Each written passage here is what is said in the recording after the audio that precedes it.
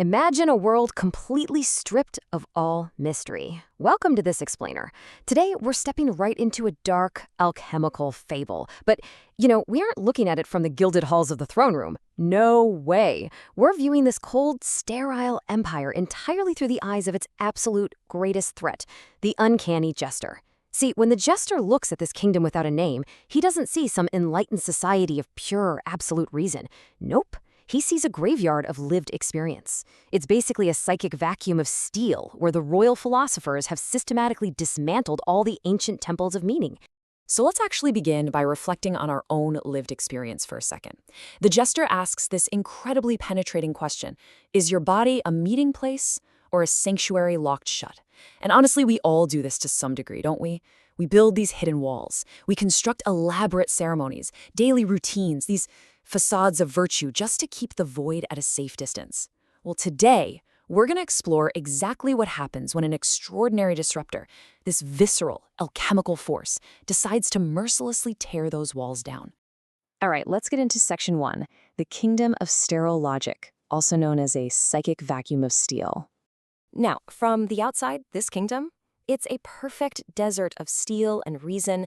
It's totally built on this belief that by naming and categorizing literally everything, chaos can somehow be contained.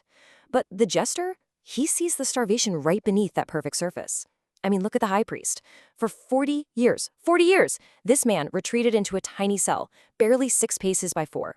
He was absolutely terrified that even a simple conversation might crack the external scaffolding of his communal myths. And for the last 6 of those years, the priest has been completely paralyzed by this strange malaise. He just sits on his pallet like a bridge that broke, entirely unable to reconcile his sterile, poor reason with the messy, actual reality of his own existence. So the high priest is being torn apart by this really violent contrast. On one side, he have him clinging desperately to the architecture of certainty.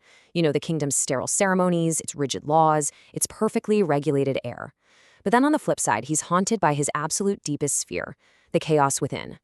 The jester sees a man who is actively tormented by the ugliest man of internal emptiness, a man who actually believes his spirit is just this weary traveler, desperately trying to escape the muddy river of his own physical flesh.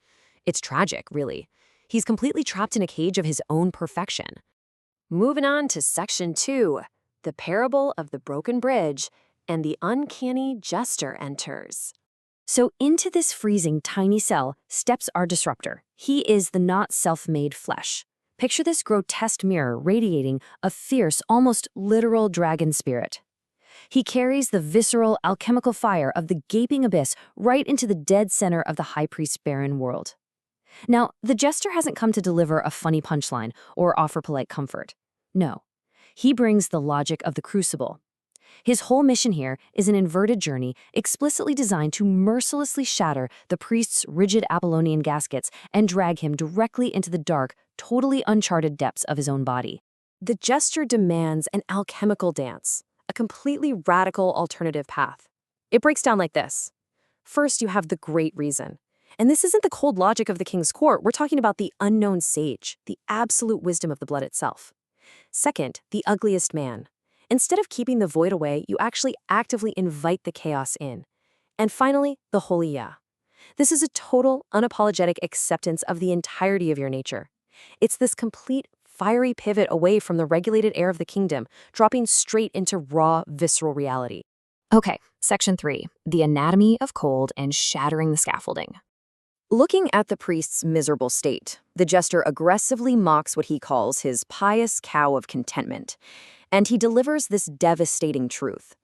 By treating his spirit as a separate ghost, forever trying to escape the muddy river of his flesh, the priest has done the unthinkable.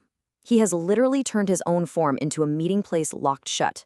Because every body made cold by arrangement, starved of life by the rigid tribalistic laws of the kingdom, is a sanctuary where the holy is explicitly denied entry.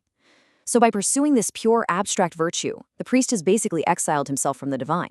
And this right here brings us to the absolute theological climax of the entire fable. The jester shatters the priest's paralyzing illusions with one single, profoundly heavy line.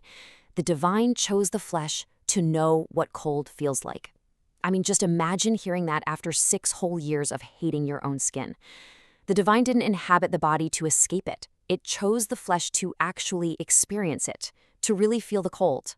This realization, it's the alchemical spark that finally breaks the high priest's chains.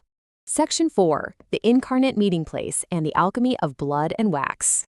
As the jester speaks, this massive transformation just happens in real time. The candle wax in the cell starts dripping like slow white blood. The high priest looks up at a crucifix on his wall and the truth just washes over him. The body is the creator of the spirit. So he reaches out from his seventh solitude to physically touch the cold stone of static control.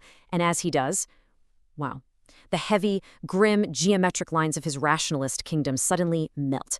They flow right into this organic alchemy, kind of like wild lilies blooming in the middle of an abyss. That sterile logic is being completely, utterly overtaken by the real warmth of lived experience. Bringing us to Section 5, the softening stone, or the uncanny instrument. In a truly breathtaking reversal, the newly liberated high priest actually stands up, and he strips away the jester's porcelain mask. He reads the jester back to himself. See, he no longer sees a monster or a negation or just some necessary evil. No, he sees an instrument. And what does an instrument do? It doesn't necessarily hold the truth itself, but it is the exact tool required to make hidden truths visible to those completely blinded by static control. The jester exposed the kingdom's spiritual famine precisely because he was this wild, organic force that existed entirely outside of its rigid rules.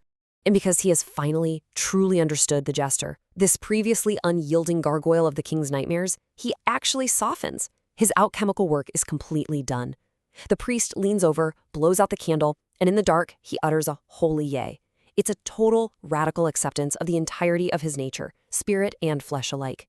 And in that very moment, the great noon of revelation officially arrives for both the architect and his uncanny instrument. So we've journeyed from a psychic vacuum of steel straight into a profound alchemical awakening. And as we close out this explainer today, I really want to leave you with a haunting question. I want you to look at your own life. Are you using a facade of virtue or maybe an obsession with order just to hide from your internal chaos? Will you actually find the courage to dismantle your own scaffolding, invite the uncanny jester in, and truly embrace the sanctuary of your own flesh? Or will you remain a meeting place, locked shut,